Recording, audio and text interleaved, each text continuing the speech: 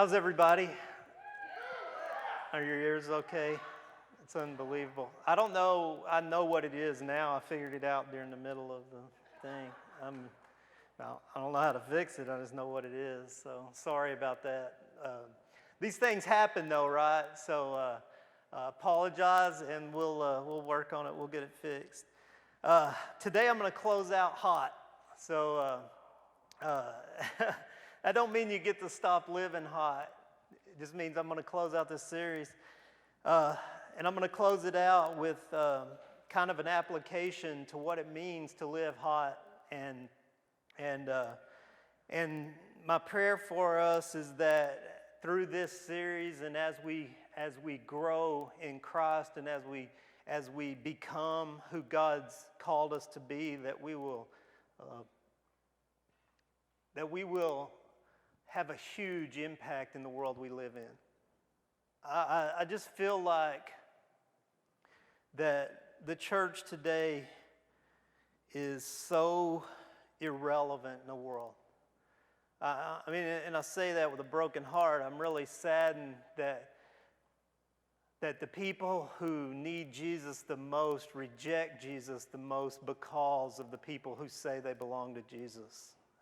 And I can't do anything about that universally, but I want to encourage you that we can change the perception of Jesus, at least in our community and among our people, with our friends and people in our own families. And so I found this.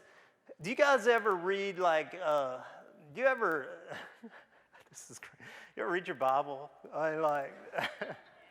You ever read your Bible? You ever study and wonder, man, the Bible seems like a pretty small book, considering all that Jesus did and all that was going on in the world after Jesus commissioned his followers to change the world. It seems to be a rather small book, right? You would think it would have been much larger. And the reason is because there are millions and millions of other writings, and I ain't counted them. I use millions, it's loosely. But there are a lot of other writings that just weren't included in our Bible, and they weren't included for different reasons. And a lot of times I'll spend a lot of time reading these because people write down generally from where they're living from, right? So we just get, with our Bible, we get one glimpse of what culture looked like as Jesus impacted his culture. We get a small glimpse. I mean, the New Testament is very, very small. And so it's contained to basically just a few guys' scope of what's going on, right? I mean, you got Peter writing, you got Paul writing, you got somebody writing Hebrews, whether, whoever she was. No, I was... You got somebody writing Hebrews. You've got Luke doing a historical account in the book of Acts. And so basically 5 people's perspective, 10 people's perspective at the most is what we're getting on the way Jesus impacted culture. And there's so many other writings. And here's the thing, man, and I talked about this a little Wednesday night. You guys realize that for years and years and thousands of years, we didn't have these available to just everyone. I mean, they were contained in libraries in the Vatican, or they were contained in libraries across Europe. And you would have to, first of all, you would have to be able to read a multitude of different ancient languages to even read these books. And second of all, you'd have to be able to travel. Well, we didn't have planes, and we didn't have transportation where we could just zap over to Europe real quick. I mean, you'd have to get on basically a steamboat and ride for weeks, and then you got Titanic stuff going on. So you want to avoid that kind of travel. And so we had these writings, but here's the thing, man.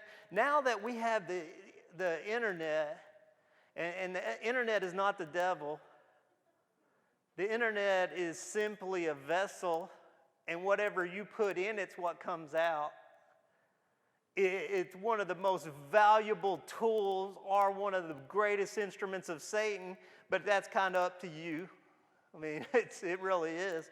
But we have these ancient writings, and we can go now and we can read hundreds and hundreds of books and texts and things that were written in the early first century, within just years after Jesus walked the earth.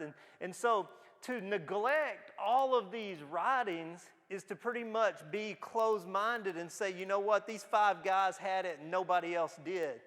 What I like to do is read, though, because I get a perspective of how real people living in this real culture were viewing what it meant to follow Jesus, what it meant to be a Christian. They had struggles. They had struggles with how things worked out and how to live and what it looked like to be a follower of Jesus. And I came across there's a website I like to use. I think it's called Ancient Text or Ancient Writings or whatever. I can't remember the name of it. So it's a lot of good to you because I can't remember what I read. I have it bookmarked. So anyway, you can go here and you can read all of these ancient writings and that we found and discovered and that people have translated. So now I can read them in English. And I came across this letter, and I think it's really relevant to what I want to talk to you about today. It was a letter. It's called the Epistle of Methodius to Diognetus. Okay. Now, when this writing starts, you get the sense that Diognetus is a ruler of some kind. He's either a king, a governor. He's a Gentile, definitely. He's not familiar with Christianity, but he's questioning all of these religions. He's sitting here as a governor or ruler and a Roman ruler of some kind, governor, mayor, I don't know what they had. So, he's over these people, and he's looking around and he's seeing these gods, and he's seeing these people groups of religious groups, and these people are serving gods, and some people are serving golden gods, and some people are serving wooden gods, and some people, like these Jews, are doing crazy things around him, and he's like, I don't understand them at all. They don't eat certain foods. They act weird. They dress weird. They don't have a God, but their God's invisible. So as he's going along, he's like questioning all this stuff, and this guy Methodius. Now Methodius is not a person. Okay, I need you to understand that. This is the actual word, the Greek word for disciple, all right? And there was 2 words for disciple. One meant a pupil or a student who studied under. And Methodius actually means one who embraces the lifestyle of the teacher. So Methodius was one who had not only studied under or who had learned about, but he actually was a follower of Jesus. You can tell by his letter. And so he writes to, evidently, his friend, his boss, the guy he's serving in this authority position, and he starts to write him this letter. And he writes him this letter trying to explain to him what the deal is with these Christians, because they're a weird group of people. And he explains to him and starts to show him, what there is about these guys that he's seeing. And so in chapter 5 of this letter, or as it's broken down in the 5th part of this letter, I just want to read a little excerpt from it because I think it applies to us. It says this: "For the Christians are distinguished from other men, neither by country, nor by language, nor the customs in which they observe. They neither inhabit cities of their own, nor employ a particular form of speech, nor lead a life which is marked out by any singularity.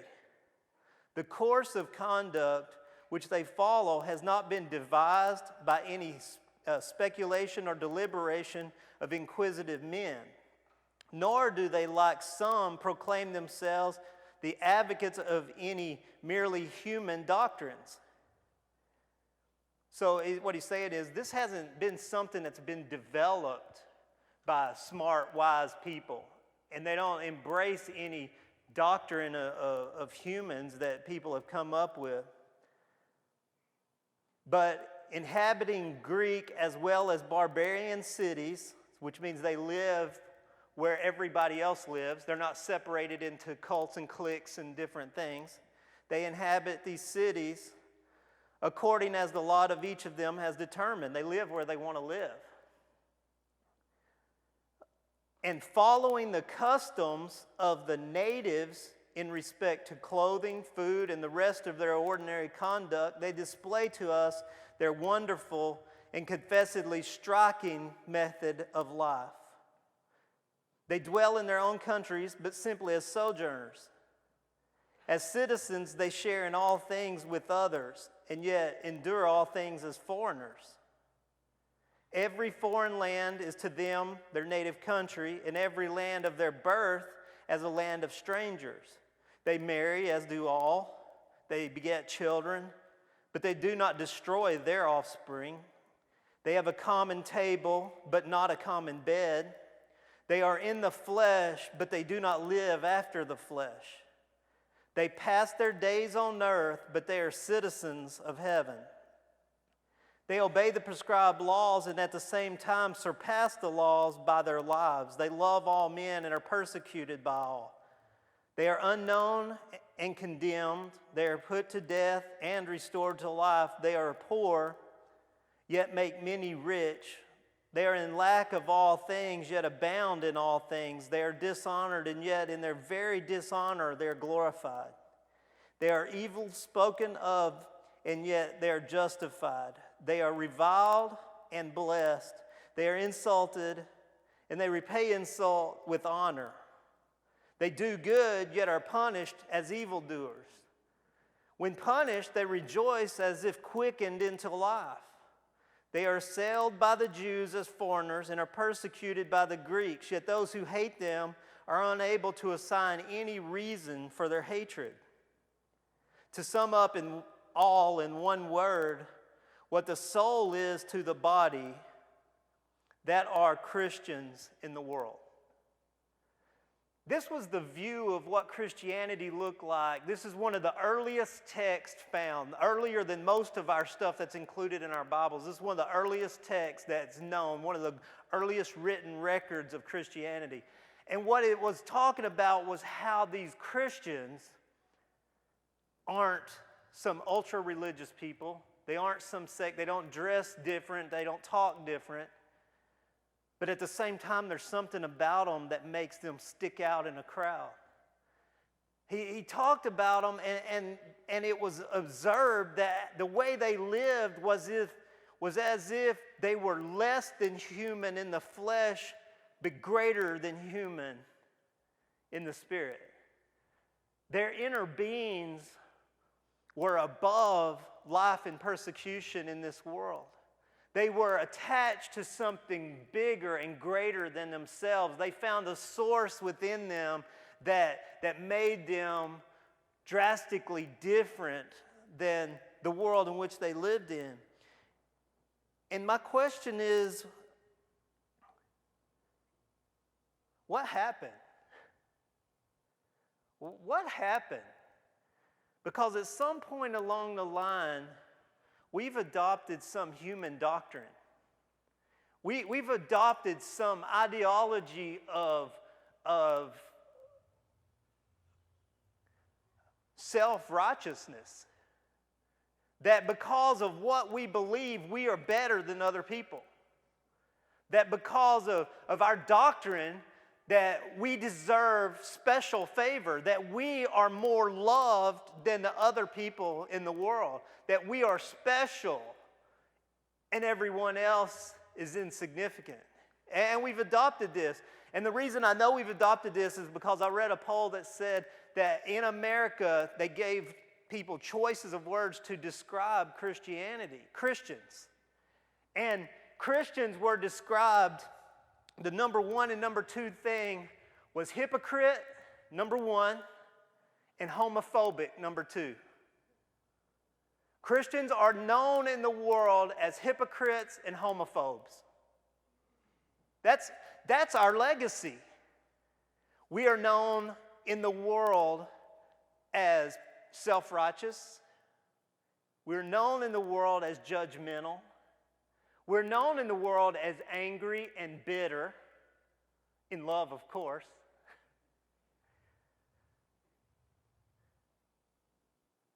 We are uncaring and unloving, just like Timothy said we would be in the last days. You know, we live in the last days, right? And I don't mean like time's going to end. I mean like time ended and these are the last days. These are the years of Messiah. The last days are marked when Messiah comes. So when Jesus came, he marked the beginning of the last days or the end of days. We are the last generation of people, the people who were born after Jesus came. All right, that's important to understand that when you see the last days in the Bible, it's not talking about some period, like a small period. It's talking about the time after Messiah comes. Those are the last days or the end of days. We live in those days, and this writer Timothy, he talks about, he says, in the last days, people will be lovers of themselves. They'll have a form of godliness, but they'll deny its power. It describes kind of the way we live. We're unloving and uncaring.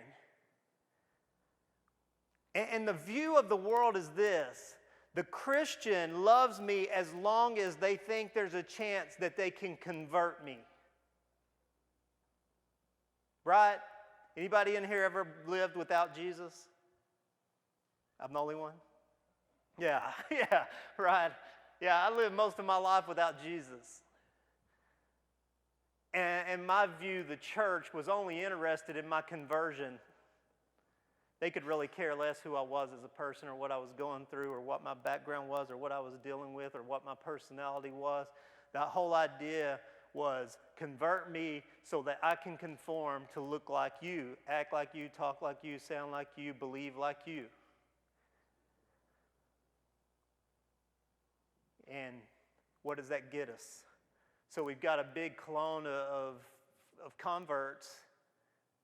And truthfully, man, there are people who absolutely fight against, deny, and hate Christians and anything to do with it that are making a bigger impact on this world than the church is.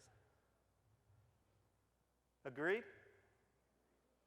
There are people who've abandoned self-righteousness and organized religion because they feel compelled to make humanity a better place to live, to which I say, that's who Jesus was. That's who Jesus was. Jesus wasn't religious, and he didn't come and start a religion. Jesus started a movement of people who wanted to restore the world to a perfect state, to a world where there was no more suffering, where social economics didn't matter, where what color your skin was doesn't matter, where what your sexual preference is doesn't matter.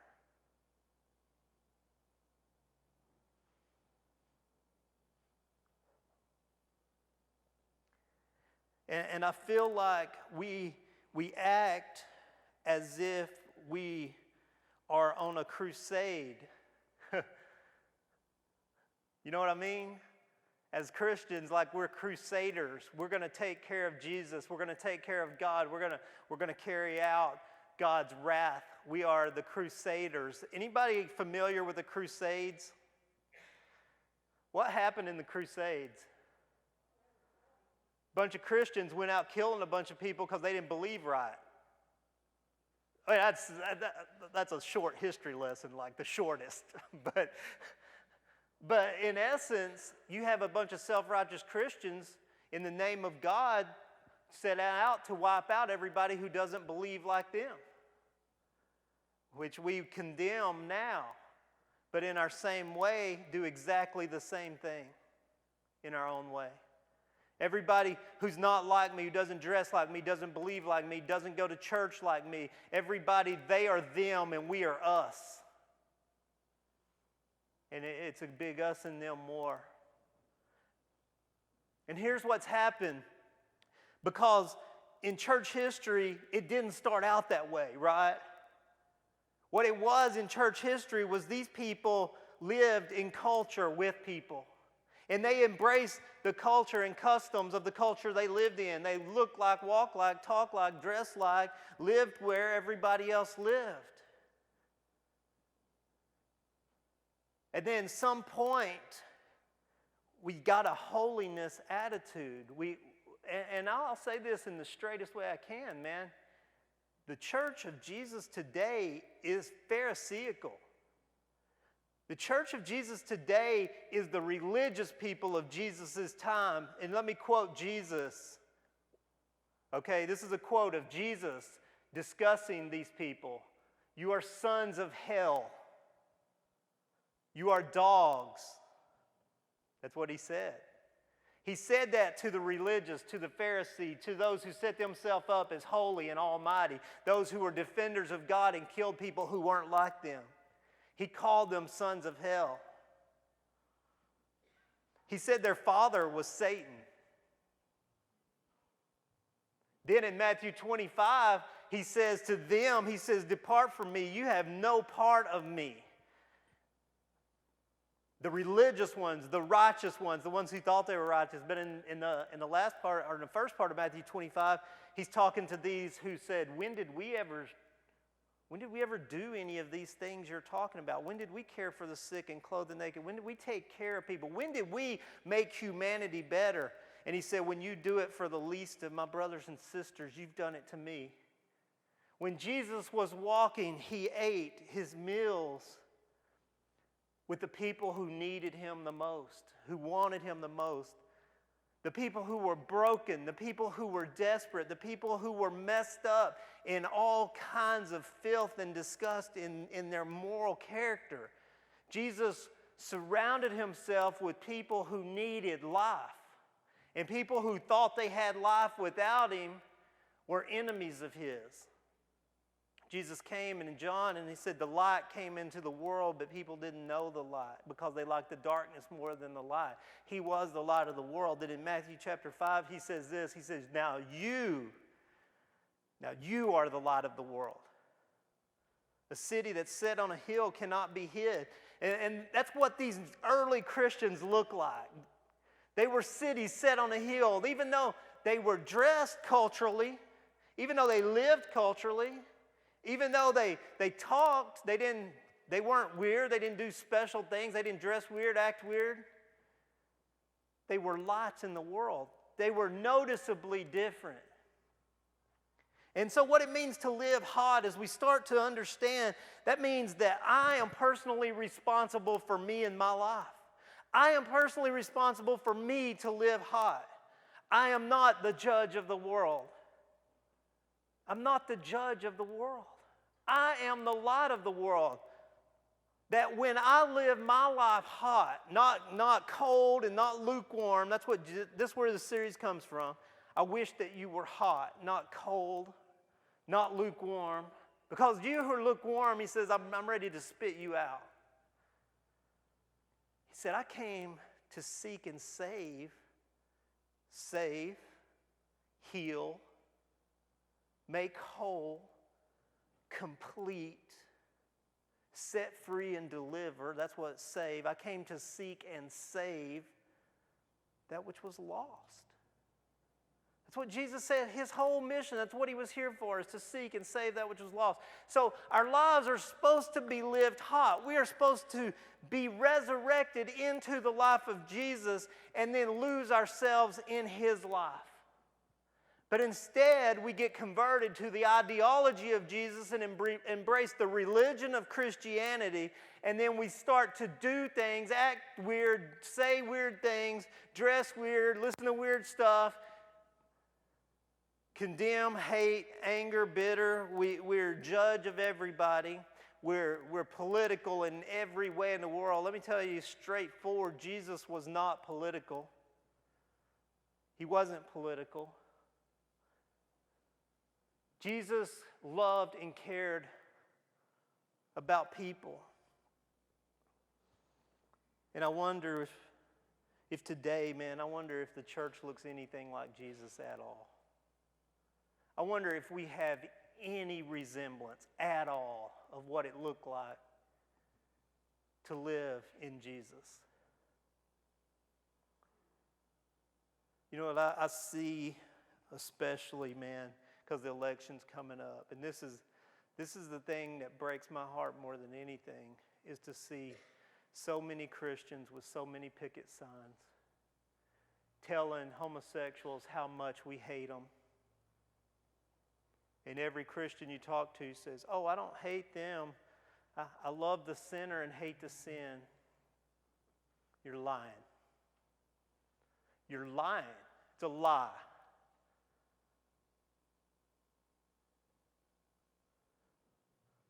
Homosexuals are people. And homosexuality is sin. But the thing is, homosexuality is not separated from the person. It is their identity.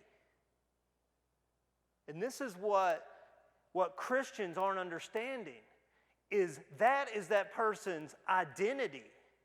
It's who they are. And so you can't hate what they do and say, I love them. You are hating the person. And I have to ask you, what business is it of yours? Because at last check, I felt like we should be examining our own lives to see if we are living hot. Instead of judging the world. We are not the kings of the world. We're not here to judge the world, condemn the world, tell everybody how they got it wrong. I'll be honest with you guys, man. We have totally forgotten human rights. I believe that human beings have rights, and they have the right to be loved unconditionally.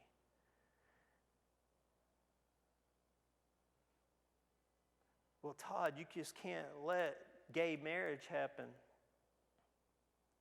All right. Gay marriage is not the problem in America. People living together not married is the problem in America that nobody wants to talk about. We'd rather cast stones at something that we're not doing instead of embracing and looking at ourselves and examining our own lives and seeing what the real problem is. The destruction of marriage. Do you realize that the divorce rate is 50% among evangelical Christians? 1 out of every 2 evangelical marriages are falling apart. And we're telling the world we got a better way to live?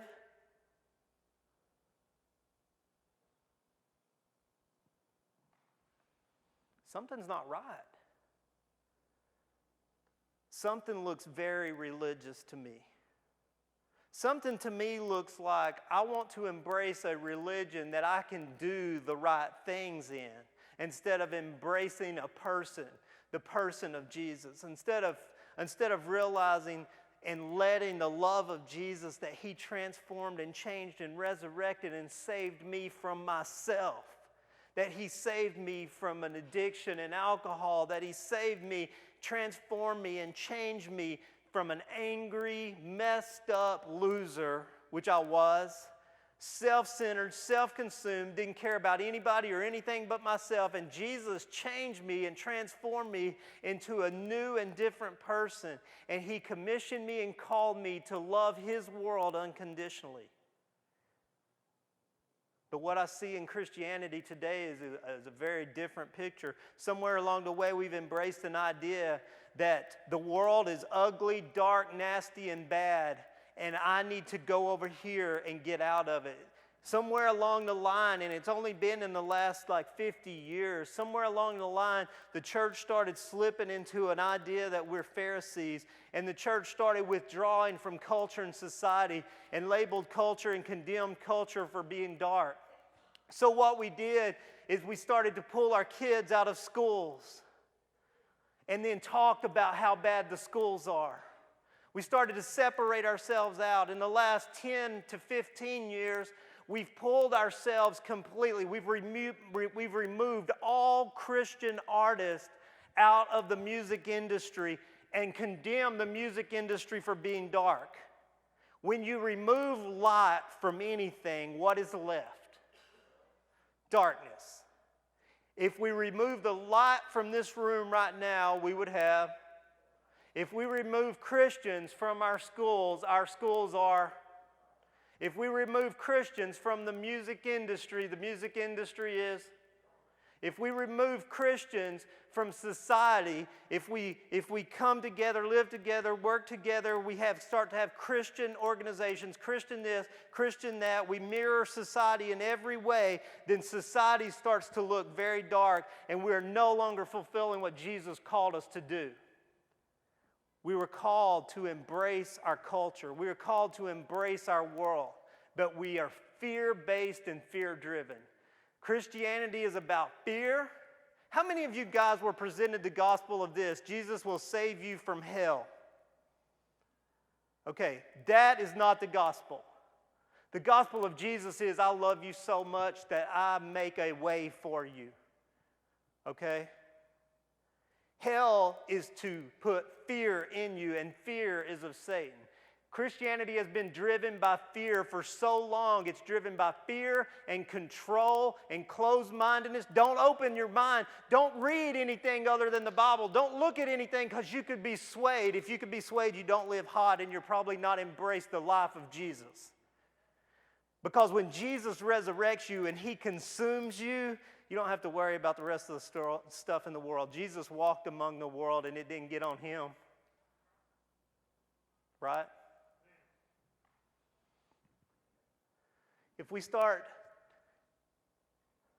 to create a subculture of Christianity, and what I mean by that is culture is ongoing, right? Here's the way our church is moving. This is the way our church looks. And I thought this was the coolest thing ever that when I came across this, because I started to look at culture, and I was looking at it from a church perspective, like church was here and culture was here, and like I needed to figure out how to market to culture, right? Because we can convert them. But God started moving and he started changing me, and he said the church isn't here and culture here. He said the church is part of culture. And so I started looking at the church as part of culture, and what I found was that scientists have figured out that there are 7 basic areas in culture, and that religion is one of the areas in culture, not apart from culture. Well, I go back and I look, and about over 20 years ago, there were 2 guys, and one guy was named Loren Cunningham. You guys heard of him? He started YWAM. So YWAM, you've seen it on the interstate going out of Tyler. It's Youth with a Mission. Well, he was the founder of that. And there was this other guy named Bill Bright. Anybody heard of Bill Bright? Bill Bright was the Campus Crusades for Christ guy. He started Campus Crusades for Christ. Well, Loren Cunningham was on vacation in Colorado, and he found out that his friend Bill Bright was on vacation in Colorado. And so they decided to meet together, and they were going to have dinner. And the night before, they both had dreams. And in their dreams, there were 7 mountains. And these 7 mountains were the 7 mountains in Micah 4. Okay, these 7 mountains. And that in the last days, one of these mountains would rise and be more important than all the other mountains. Okay? Well, they had these visions. And in these visions, the mountains were labeled. The mountains were labeled family, education, government, business, media, arts and entertainment, and religion. That's what these mountains were labeled. These cultural mountains. So Loren Cunningham gets so pumped up and so excited, he starts to see this vision that the church is part of these cultural mountains. And that the church has a role, a specific mission in being part of every single one of these mountains. That we're not to create our own, but to embrace and have influence. Influence is a huge word that we miss in Christianity. So anyway, he goes to meet his friend, Bill Bright. And when they sat down, he says, I got to tell you something. Bill Bright says, I got to tell you something. I had a vision last night. And he told him the story of these 7 mountains. And he said, my 7 mountains had labels, and they were family, education, government, business, media, arts and entertainment, and religion.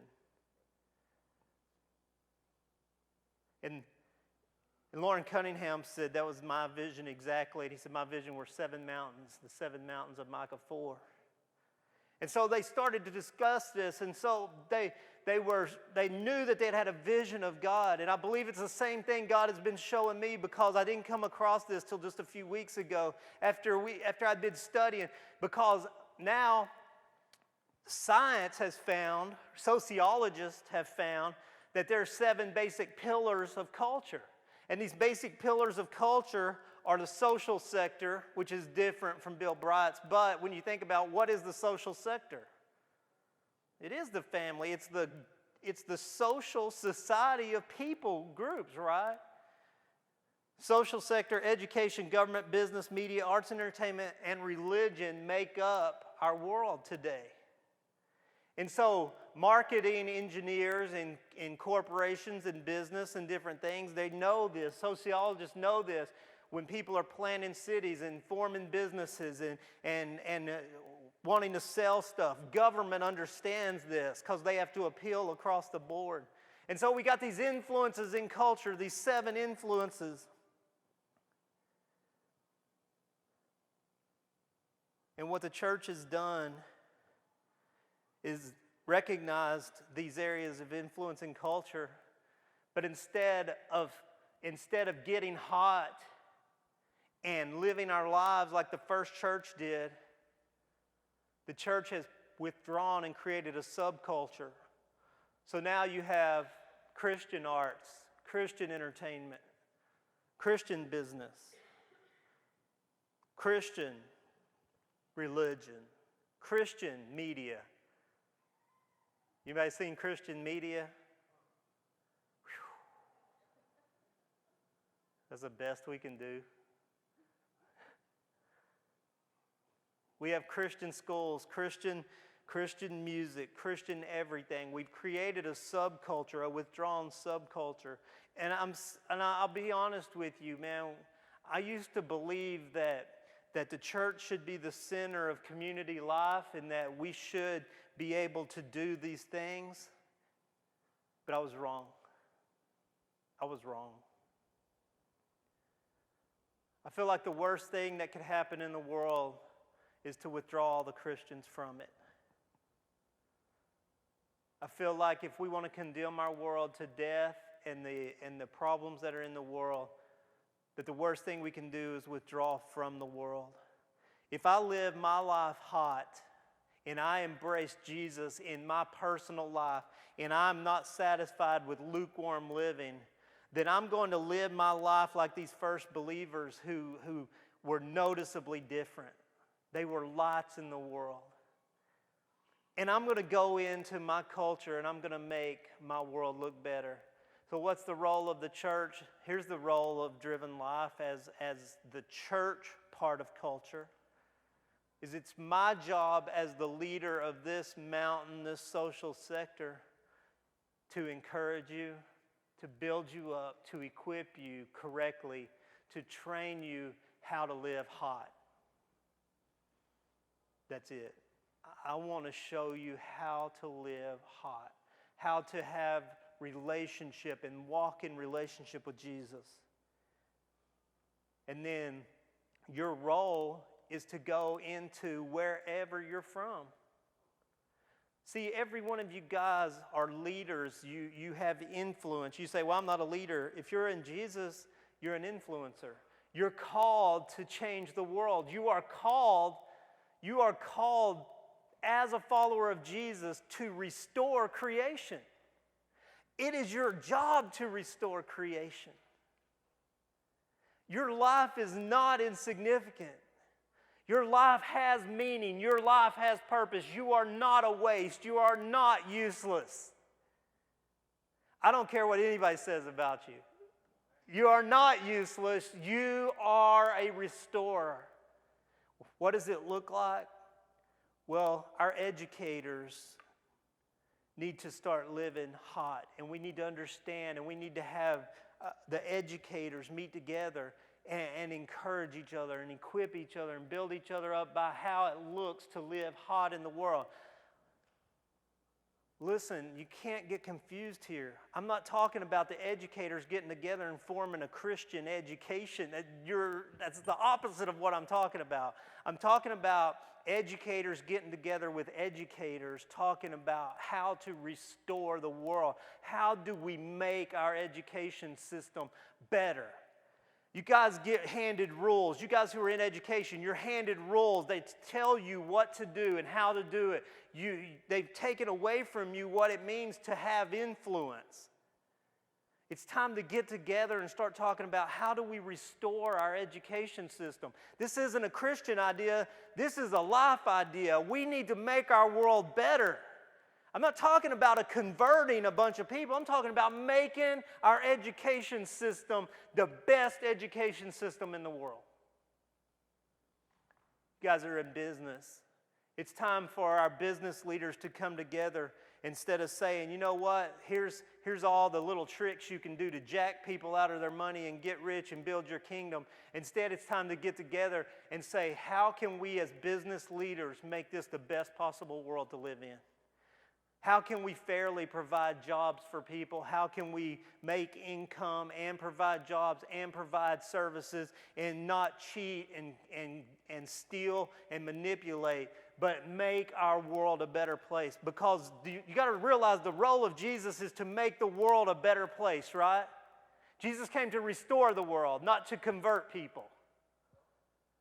So we have spent our lives trying to convert people and have let our world go to hell, basically. It's time to start looking and saying, how can I make the world better? If you're involved in government, God help you. What would happen if people got together and instead of getting elected, decided to make the world a better place? What if government officials actually said, you know what? And when I say government, I'm talking about government employees, elected officials, people who work on the government side of our lives, who have influence in government areas. How can we make this world better? I know I talked to Amber about CPS and how the whole system is just, it's in shambles. And the problem in our world, the huge problem in our world is drugs and alcohol. Family, do you guys realize that the people around you, lives are falling apart because of drugs and alcohol? But we want to just have Christian community? Come on, that's not the way Jesus looked. It's not about converting people. It's about helping people get clean and stay clean, get sober, putting families back together. The leading problem in our county is meth.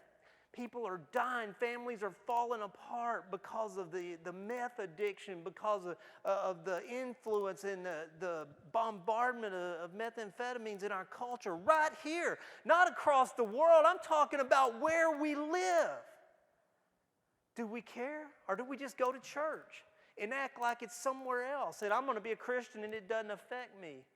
I'm sorry, it affects me because it affects everybody around me. It affects the people I love and the community I love.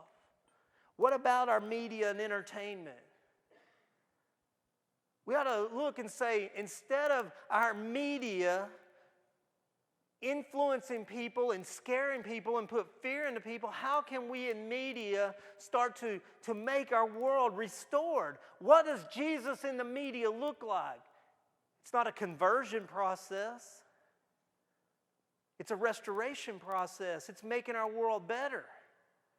It's using this outlet of media to encourage and equip and build up and to help instead of to tear down and divide. You say, well, we don't have any media. How many of you guys are on Facebook? Everybody in the world. It's media. It's how people are getting information is media. How are we using media? Does our media look like Jesus would use media? Arts and entertainment. What does our entertainment look like? Look, you say, well, I'm not really an artist. I'm not really in entertainment. How many of you guys have kids or are involved in Little League stuff? Does that look like Jesus? Not any I've been around. It's bad. It was bad. I mean, it's bad. It's competitive, it's anger, it's bitter, it's nastiness. Just people at their nastiest. It looks like a church outside. It's just nasty. What we got to start seeing is that's part of our culture. And the solution has been tagged. Look, have you guys heard of Upwards? Things like that? Those are Christian little leagues, Christian ball leagues. So instead of changing our culture, instead of positively influencing and restoring culture to the way it should look, by the influence of Jesus in culture, we've withdrawn and started our own. So now you've got church combined with Little League, which is the worst of the worst. No, what I'm saying is, instead of withdrawing and separating and then condemning for being dark, do you understand? How do we look? We look at it and go, you know what? These kids, they don't, I mean, it's good if they learn skills. It's good. But let's face it, man, maybe one out of all the kids that are going to play out there will ever do something that makes money in their life doing it. Maybe one out of all of them. Out of all the years, one.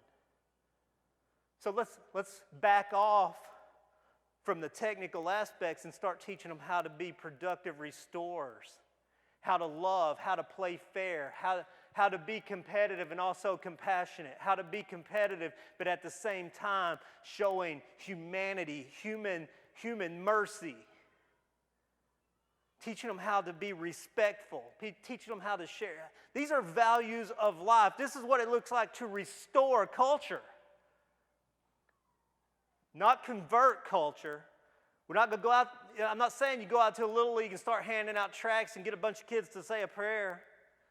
That's ridiculous. It's not going to help. It's not going to help anything. Converting people doesn't help anything. Restoring life changes people. Jesus fed people. Jesus healed people. Jesus opened the eyes of the blind. He healed the lepers. He set the captives free. Right? And he shared with them the good news that, hey, I do this because of my Father in heaven. He loves you that much. There wasn't a conversion. Convert and be like me. That's what the Pharisees were about. I don't really care about you. I just think you need to convert and be like me. We've got to get off of it.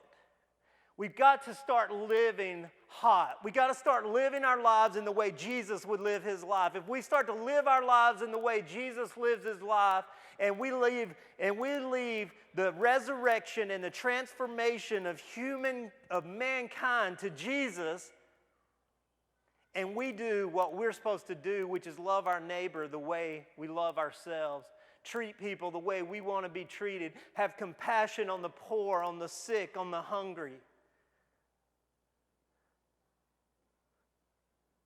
It's sad to me that there are more unbelievers and atheists and agnostic that will care for the poor and the hungry than there are Christians who would ever give it a thought. It's sad, man.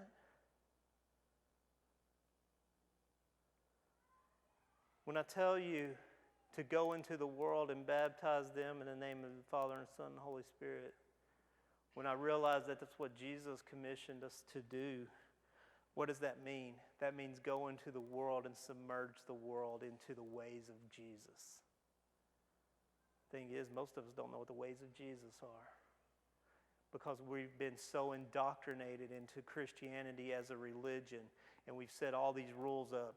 You can't do this and you don't do that. Don't cuss, don't drink, don't do drugs, don't sleep with, dudes, don't do this kind of stuff. When we're so mean and arrogant and high and mighty and pious about it.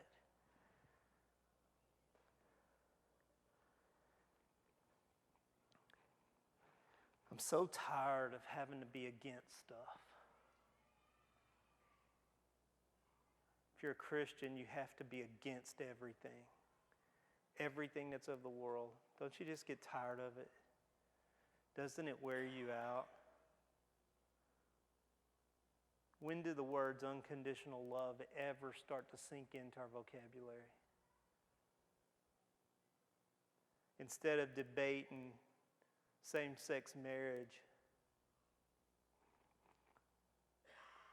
why don't we just have compassion on people that need basic human rights?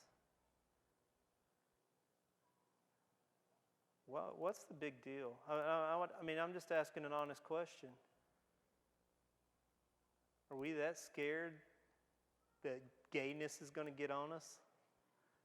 I mean, why are you so scared? Is it sin? Yeah, it's sin. There's a lot of sin, though. I got a list of my own. I don't really need to be worrying about everybody else's right now. I got some stuff I got to work out. You do too. It's ridiculous. Well, what are we so wound up about? I heard a guy say, well, it's because if we allow same-sex marriage, then God's going to judge our nation. Okay, that would be true if I was a Jew living in the Old Testament.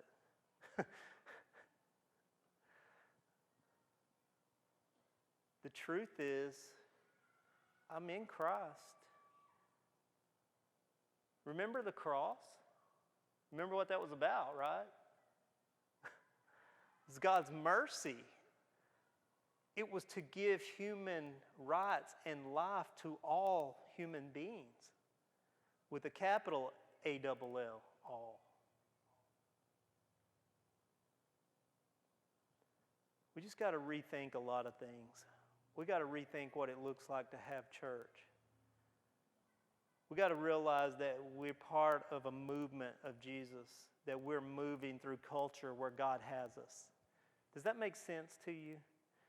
And when we gather, these gatherings that we have, man, we should heal each other and build up each other and encourage each other, man. We should be like, dude, I've been praying for you, and I know it's hard out there in the education, in the education sector, and I've really been praying that God will give you revelation on how. Because we haven't even got to the point to answering to start to look at how do we influence? Yeah, in religion it's easy. You go hand out tracts and convert people, right? And here's what I hear from school teachers: you can't do that. Okay, that's not your job. Not even according to Jesus, that's not your job. Your job isn't to get prayer in school and to be able to talk about the gospel to these kids. That's not your job. That's the church's job. That's this sector. That's my role. I'm going to teach you about Jesus, okay? Your job in the education sector is to know that those kids know that somebody in their life loves them, and to equip them with a basic understanding of how to live and how to navigate this world. Now, there's no laws against teaching that stuff, right? We should be showing these kids the love of Jesus. They should be going to school and coming home and going, man, those people love me. Those people encourage me. They build me up. They say I can do anything. They equip me. They prepare me for a future and a hope. And that sounds a lot like something God would do. It's not about ones and twos and A's and B's and C's. It's about the love of Jesus. Does anybody feel like their government officials care? We don't, do we? I mean, honestly. You know what? They care about getting reelected, right? Everything. I'll say whatever you need me to say just so I get reelected. It's about time our government employees, our government influencers start to let our culture know, hey, I care about you. What does that look like? It looks like Jesus. I hope I'm practical enough to get you to see what I'm talking about. Does it make sense? Do you see what our role is? When I tell you that we are to go into the world, man, if you grew up like me and I grew up in a Baptist church, then go into the world means you go knock on doors and ask people are they going to go to heaven or hell when they die, right? That's not what I'm talking about. I'm talking about restoring humanity. Jesus came and he fed the hungry. And when he fed the hungry, they followed him. When he gave sight to the blind, they followed him. when we start to look like Jesus, where Jesus said this, where he is lifted up, he will draw all men to himself. There is no I in he. Okay? I'm to lift Jesus up. I live the way I live because I'm hot, because I believe with all of my heart that Jesus is the Messiah, the Redeemer, that he is the one who resurrected me and gave me life. And when that happens, when I become fully engaged with the life of Jesus, then I don't start to look at humanity as filthy, dirty, and something to be condemned, something political that I need to pick a side. My heart breaks when I look at both sides. When I see people picketing abortion, and when I see people who are fighting for pro-choice, fighting to choose, fighting for life. And I'm sure Jesus' heart was broken. I mean, it'd be broken because there's no winners. Have y'all figured that out yet? There is no winner. Because the very person who's trying to save a life is destroying one at the exact same time. By trying to save a child's life, you're destroying and condemning and casting hate on a mother. Who wins? See, we got to get unpolitical. Is that even a word? I don't even know. We'll go with it. We got to get unpolitical and get compassionate for human beings. We got to be able to look at mothers and go, I understand your circumstance. I understand that your life looks overwhelming right now, and I need you to know that God loves you very much and that I love you. And that no matter what you choose to do, you cannot change God's love for you. How many people have ever been told that? No matter what you do, and I mean this, Paul wrote it, no matter what you do, you cannot change God's love for you. But our world's not getting that message, are they? Somebody tell me what the goal of Driven Life Church is. The goal of Driven Life Church is to make this community the greatest community in the world. People from all over the world should want to live here because of this church. Because we are the church. We, all of us, not the building, all of us are the church. And if we commit our lives to being hot and we go into our social sectors, then our world is going to change. I may not change what's going on in Japan. I may not change what's going on in Washington, D.C. I sure ain't going to change what's going on in China, not right now. I'll get around to it. Look, listen, man, I'm serious. One of the biggest drug problems in the East Texas, in the North Central Texas area, is about 2 miles from here. And that affects Dallas County. I mean, I'm talking about people from all over that come here. Let's look at how we can make this world the best place on earth. That's what Jesus would do. If Jesus lived in Canton, would it be the greatest place in the world? I'd say yes. I'd say it would be the greatest. I think people would move here intentionally because Jesus lived here. Right? I would. If you heard Jesus lived in Nacogdoches, I'd go to Nacogdoches. Right? Why? Because I know he'd make that the greatest place in the world to live. Do you really believe that we are the body of Christ? Do you really believe that our church should look like and reflect the values and the love and the compassion of Jesus? Then there's no reason that this community cannot be the greatest place in the world to live, and that's why our church is here. We exist for no other reason than to make sure that this is the greatest place in the world to live.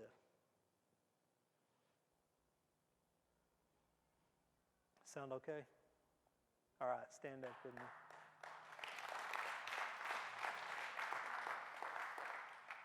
And all you got to do is live hot, okay?